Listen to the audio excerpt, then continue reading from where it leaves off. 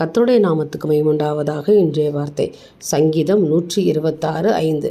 கண்ணீரோடே விதைக்கிறவர்கள் கெம்பீரத்தோடு அறுப்பார்கள்.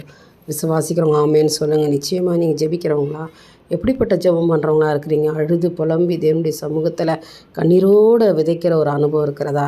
இன்றைக்கு நீங்கள் கம்பீரத்தோடு இருப்பீங்கன்னு ஆண்டவர் சொல்கிறார். ஆமேன், ஹல்லேலூயா. உங்கள் ஜெபம் கேட்கப்படும். கண்ணீரோடு ஆண்டோடைய சமூகத்தை நோக்கி பாருங்கள். அன்னாள் தேவனை நோக்கி பார்த்தபோது கண்ணீரோடு அவள் விதைத்தா பாருங்கள். அந்த ஜெபத்தை கேட்டு கர்த்தர் அவளுடைய விண்ணப்பத்துக்கு பதில் கொடுத்தார். ஹல்லேலூயா. இன்றைக்கு உங்களுடைய கண்ணீரையும் கர்த்தர் பார்க்குறாரு. எனக்கு அருமையான தேவனுடைய ஜனமே, துருத்திலே நிறைந்திருக்கிறது உன் கண்ணீரை பார்க்குறார்.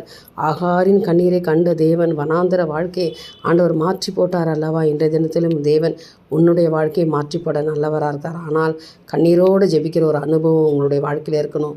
நீங்கள் கம்பீரத்தோடு இருப்பீங்க. உங்கள் ஜெபம் கேட்கப்பட்டு கர்த்தர் உங்களுக்கு தேவையான அனைத்தையும் கர்த்தர் கொடுத்து உங்களுக்கு பெரிய காரியங்களை என் தேவன் எனக்கு செய்தார் என்று சொல்ல முடியாத சாட்சியுள்ள ஒரு வாழ்க்கையை கர்த்தர் உங்களுக்கு கொண்டு பண்ணுவார். நிச்சயமாய் இந்த நாளில் ஒரு அற்புதங்களை செய்வார். நீங்கள் விசுவாசத்தோடு இந்த நாளை துவங்குங்க. கர்த்தர் உங்களோடு இருப்பாராக. தேவனுக்கே மகிமை உண்டாகட்டும். ஆமேன்.